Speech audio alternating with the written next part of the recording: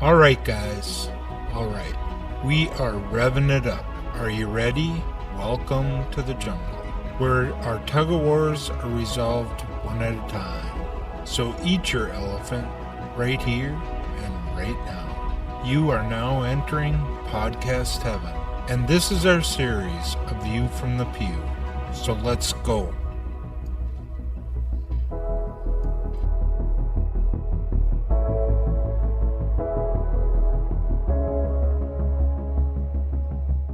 Hello everyone, Patrick Connery here, founder of Both Barrels Media. And today I'd like to talk to you about a contentious issue that kept coming up when I would be in small group, or even it would be whispers in the alcoves when we would gather together. Whenever there would be small gatherings of Protestant evangelicals or fundamentalists, the issue of calling someone a father would come up. And yet, every single Father's Day that I attended a Protestant evangelical or fundamental church, we would have Father's Day. And the pastor would ask everyone to stand up and give some sort of gift, and everyone would clap and say Happy Father's Day. And they would purchase some sort of photo or something to put on their overhead so everyone could clap and say Happy Father's Day, or many online places sell videos that they could play a video of some sort of Father's Day thankfulness or thanking Father, their overhead screen, and everyone would clap. I mean, there's just thousands and thousands of them. But the second that anyone would ever bring up in some sort of hushed room or in the circles in some small group setting or Bible study in someone's house, something about Catholics calling a father priest, the issue would be just one of alarm. Everyone would be shocked and say, well, that's just totally against the Bible. And yet everyone else regularly called different people father. And in the same verse, it says, call no one teacher. And yet regularly they have Sunday school teachers and found no issue calling someone teacher.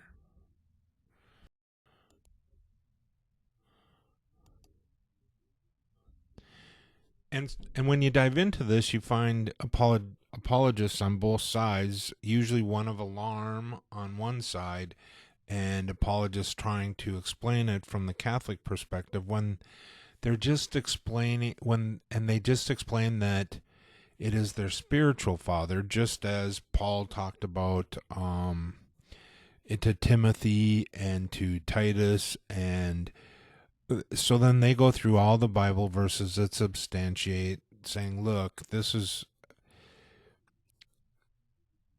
where Paul said this, or this is where Timothy called everyone in the church, in his following or his church, his children. And so go ahead. I think you should if you're going to be honest about your research, look at some place like at Catholic.com where they explain this is why we do it, and get over the shock and awe. What is happening is people, even a real anti-Catholic apologetics ministry called CARM, it goes through, you can look for yourself, and says, no, there's really nothing wrong with calling someone father.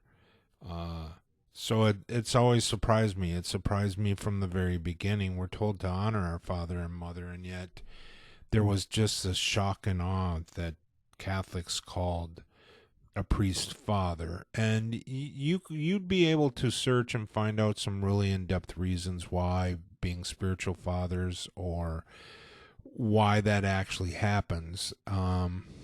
And it doesn't take the place from our Father in heaven. In fact, Catholics pray every Sunday, Our Father who art in heaven, hallowed be thy name. So that the glory and honor given to our Father in heaven is different. And I think that you could find a lot of reasons if you just did an honest study about it as to why Catholics call priest Father. But there's really another explanation about it that I want to get into and explain and show definitively what was happening there. But first, I wanted to talk about differentiation. Differentiation is a thing that divides or makes startling contrast between two things, so that you would almost at times become frightened, or you would never think about going over there or doing something like this, or I'd never think about drinking a Coke or buying a Ford when I have a Chevy. So advertisers always try to make you alarmed and stay, or even to the point, oh, I'm afraid to go over there. All this bad things will happen. And I think that that's what Protestants especially have done to divide or make a distinction between Catholicism, to where they regularly even say that the Catholics have invented a new gospel when they don't even understand it. But here Ron Dart, who was a part of the Worldwide Church of God, which was Herbert W. Armstrong, Herbert something Armstrong's. He used to have a television show, and when they broke up, when he died, and there was a complete splitting of the church, and people began running all over with new ministries, that's kind of when Hebrew Roots Ministries took up. If you look at the history of Hebrew Roots or Judaic Roots Ministries, they all go back to people who have left the Worldwide Church of God, and a lot of Sabbatarians, if that's what you call it, all kind of go back. And how this all came out, and it's even infiltrated mainstream. If you turn on Protestant television, it's infiltrated to the hilt pretty much any television evangelist's church. And Ron Dart made a statement, even though he was still a proponent of Worldwide Church of God, or the things that he was trying to develop in the creations of, whether it was Church of God International or different outreach ministries. But he said this: Christians may not have recognized their own motives, and Worldwide Church of God may not have either. I don't know how much of a role old habits played in Hubert W. Armstrong's evangelistic efforts, but I do know that he looked for differentiation, and he did so adversarially, as any advertising man naturally would. What he wanted to find were wedge issues that could be used to drive a wedge between a person and his old church, so the person would be attracted to the Worldwide Church of God. And he wanted exclusive use of the product. He didn't want you coming to church with him this week and then going somewhere else next week.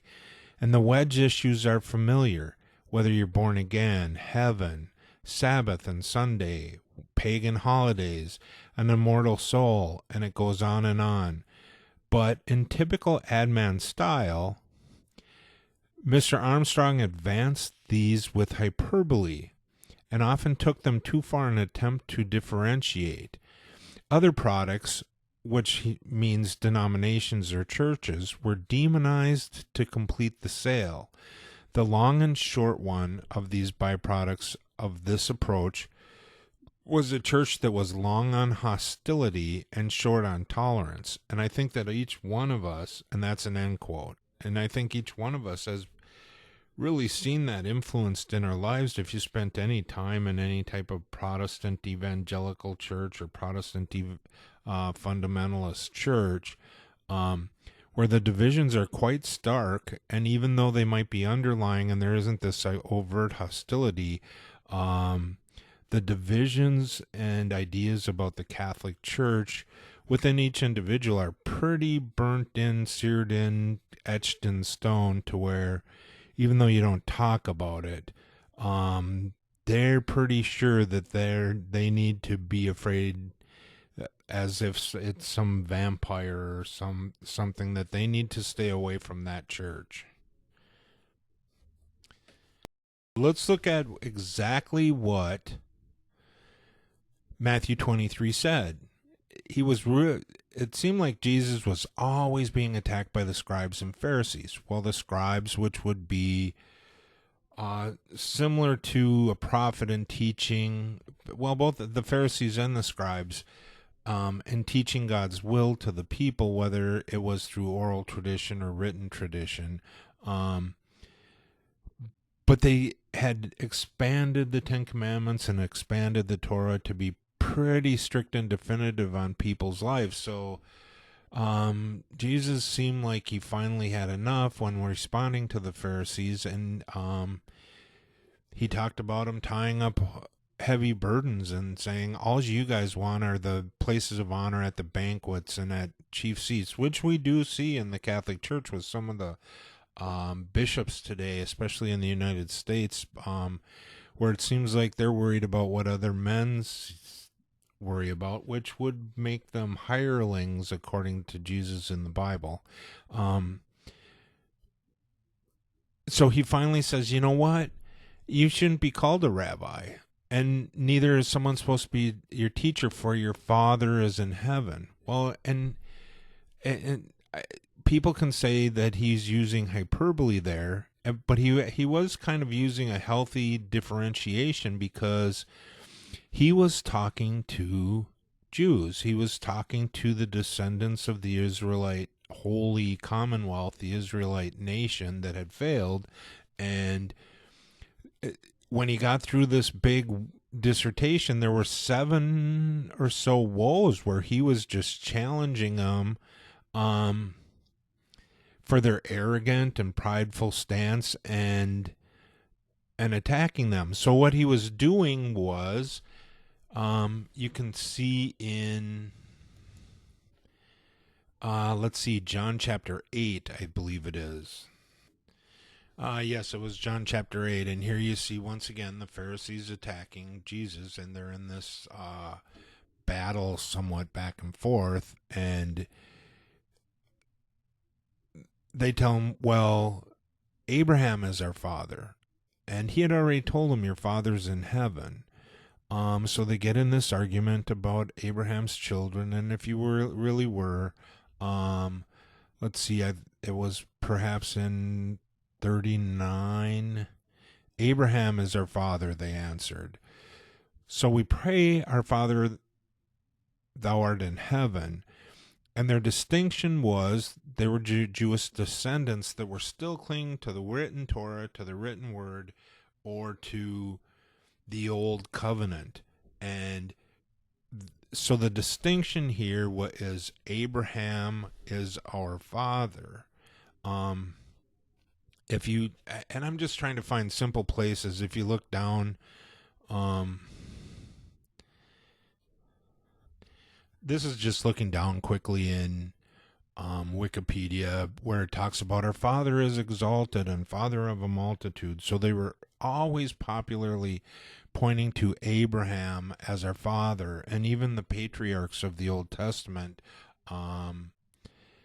looking and calling them the fathers of their religion, the fathers of Judaism, the fathers of the Old Covenant. I'm not sure how you pronounce this. Abraham Avinu is our father Abraham.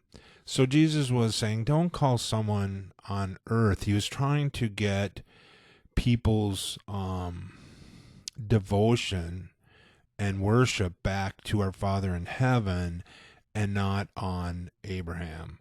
So his don't call someone father here on earth, he's talking about Father Abraham, because that's exactly what the Jews did continually, the Pharisees did continually in their interaction with the new cult or the new movement within Judaism that Jesus was leading.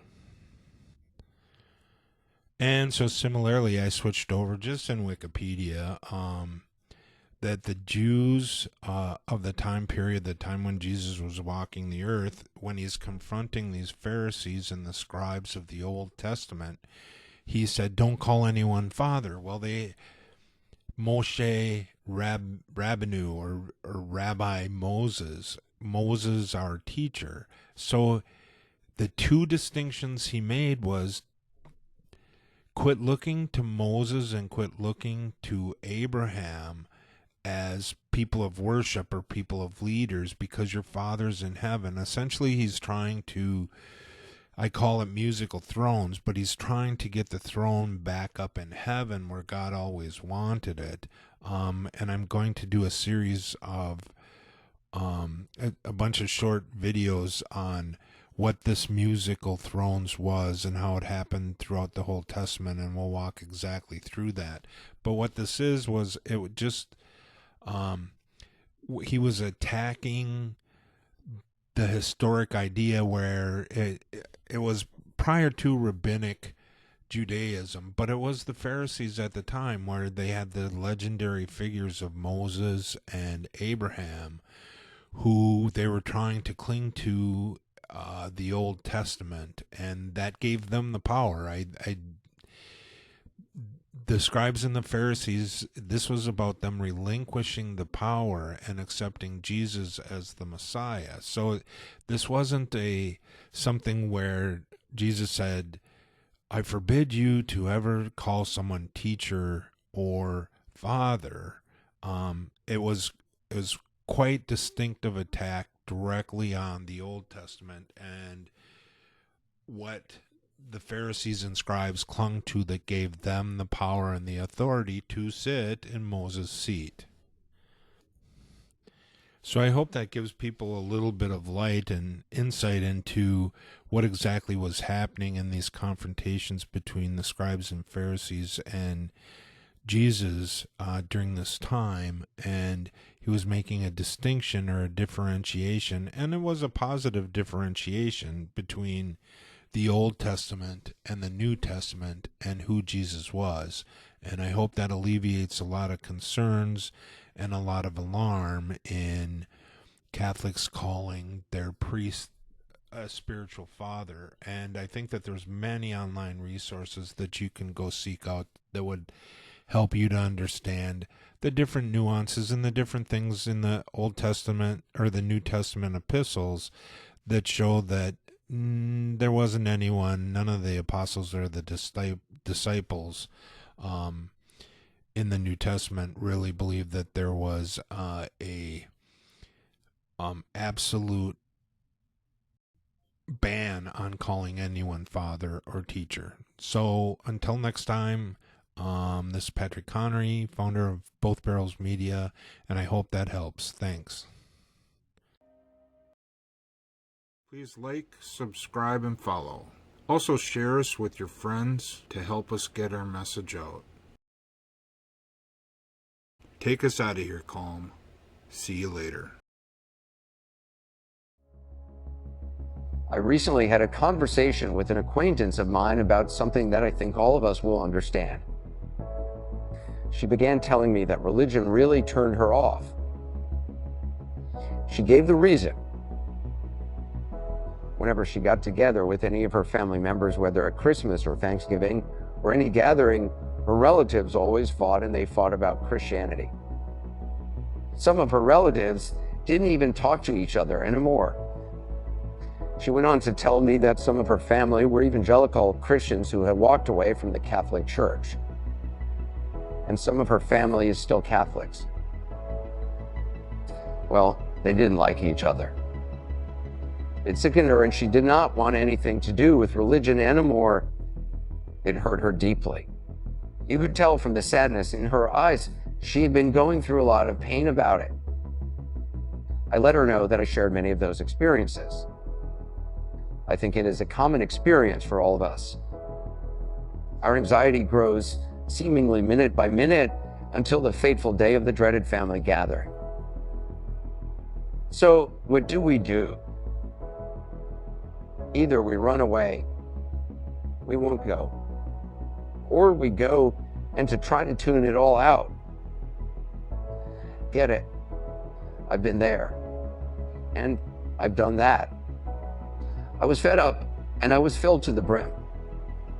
Even stick a fork in me, I started to tune it out, and my mind would wander. My eyes would roll back in my sockets with the sound of dueling banjos in my head.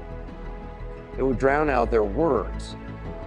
I just had to do something about this. I went back to basics and started from the beginning. Without making it too complicated, I needed to begin to search for the simple truth, and that became my continual prayer. So we want to partner with you and work together. We grow. Check out our website, bothbarrelsmedia.com. We will seek out to address these troubling issues, whether political or religious, to help you find peace in your journey. We also began simplyblessedstudio.com.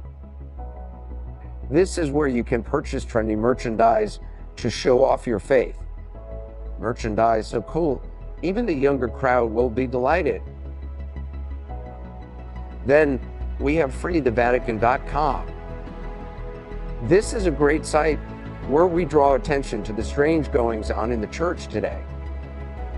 We also pray that the Vatican will be set free, and we look at what's ahead.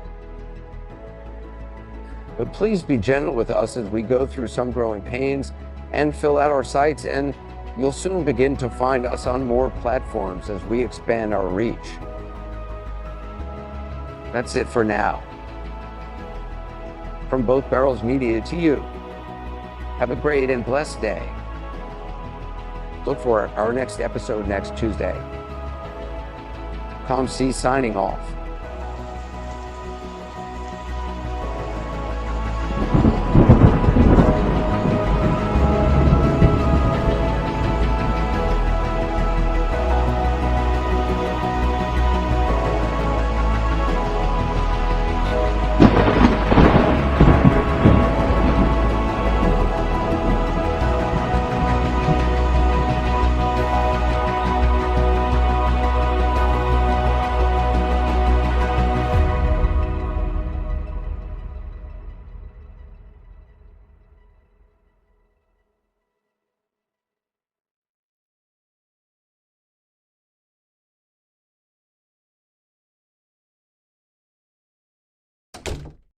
You've been listening to A View from the Pew.